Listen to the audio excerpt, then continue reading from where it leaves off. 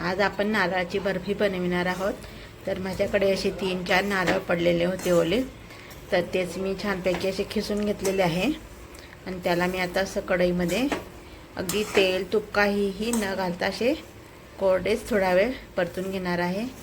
म्हणजे कोरडे परतण्याचं कारण म्हणजे आपल्याला त्यातला थोडासा असा ओलसरपणा कमी व्हायला हवा आहे, त्यासाठी आपण हे भाजून घेणार आहोत। असे आपल्याला थोडा वेळ भाजून घ्यायचे, अगदी लाल वगैरे करायचे नाही। तर हे मी 5 ते 8 मिनिट असेच परतत राहणार आहे। बघा आता आपले खोबरे असे छान कोरडे झालेले आहे। तर त्यात मी आता थोडेसे दूध विथ क्रीम असं मिक्स टाकणार आहे। तर तुम्ही बघू शकता मी हे असं दूध आणि क्रीम म्हणजे आपली क्रीम म्हणजे दुधाची साय काढलेली आहे, ते असं फेटून घेतलेलं आहे मी, तेच आपण त्यात घालणार आहोत। आता आपण त्यात हे घालणार आहे मी।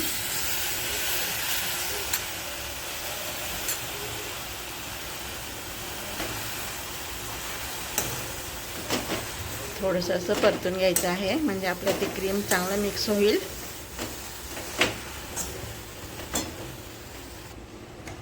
आता माझा नारळाचा चव म्हणजेच खीस हे पूर्ण पातेलं भरून होता। तर मी आता साखरसुद्धा हे अर्ध पातेलं घेणार आहे, म्हणजे जेवढं आपला चव असेल त्यापेक्षा अर्धी आपल्याला साखर घ्यायची आहे।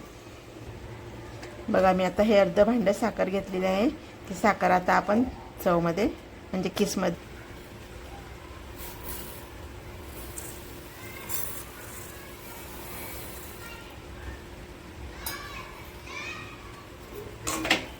अशा पद्धतीने आपण ही सर्व साखर मिक्स करून घेणार आहोत। थोड्या वेळाने आपला हा खीस असा पातळ होईल, म्हणजे साखरेचं पाणी होईल।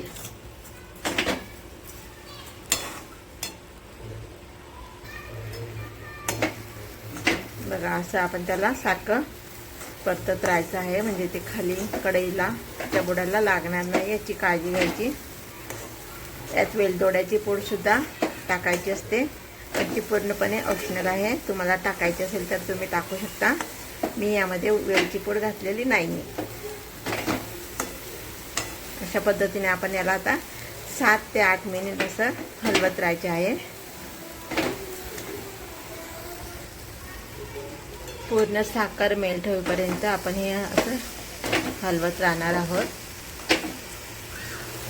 आता तुम्ही म्हणाल याचा कलर कसा लालसर झाला, तर आपण हे खोबरं असं त्याचा अगदी पांढरा पांढरा भाग नव्हता खिसलेला, पूर्ण आपण खोबरं असं खिसून घेतलेलं होतं, त्यामुळे याचा चॉकलेटी कलरसुद्धा त्यात दिसत आहे।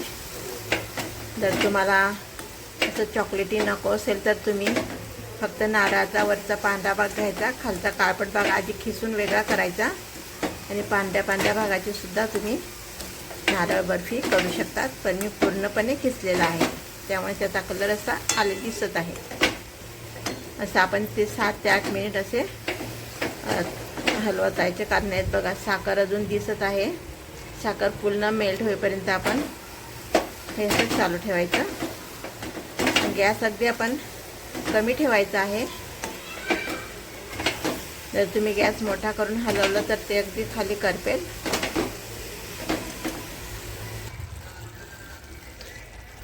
बघा आपला आता छान खोबऱ्याचा किस अगदी मऊ झालेला आहे। त्याचा कलर बघा किती चॉकलेटी आलेला आहे, कारण साखरेमुळे त्याचा कलर बदलतो नंतर। आता आपण हे छान शिजलेलं आहे। आपण आता ताटाला थोडंसं तूप लावून घ्यायचं आणि त्यात तो टाकायचा आहे।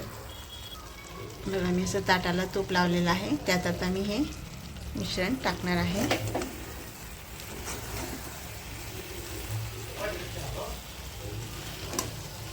अशा पद्धतीने आपण हे सर्व टाकून घेऊ, त्याला असं एकसारखं थापून घ्यायचं आहे आणि मी थोडा वेळ त्याला असं फ्रीजमध्ये ठेवणार आहे। नंतर ते थंड झालं की आपण त्याच्या वड्या कापून घेणार आहोत। बघा अशा प्रकारे आपण त्याला ताटात काढलेलं आहे। आता थोडंसं थंड झालं की मी याला नंतर फ्रीजमध्ये ठेवणार आहे, कारण इतकं गरम गरम आपण ते फ्रीजमध्ये ठेवू शकत नाही, त्यामुळे थोडं थंड झाल्यावरच मी ठेवणार आहे। आणि पूर्ण गार झालं की मग मी त्याला बाहेर काढून त्याच्या वड्या पाडणार आहे। बघा आपल्या आता वडे एकदम थंड झालेले आहेत. आता ते आपण अशा हव्या त्या आकारात कापून घेऊ. तुम्ही बघू शकता किती छान वड्या पडत आहे. असे आपण सर्व कापून घेऊ. बघा आपल्या वड्या अगदी छान झालेल्या आहेत. मी छान चौकोनीमध्ये कट केलेले आहेत. तर तुम्ही सुद्धा अशा करून बघा आणि माझ्या व्हिडिओला लाईक आणि शेअर करायला विसरू नका. आणि हो, तुम्ही जर नवीन असाल तर सबस्क्राईब नक्की करा. व्हिडिओ बघितल्याबद्दल थँक्यू.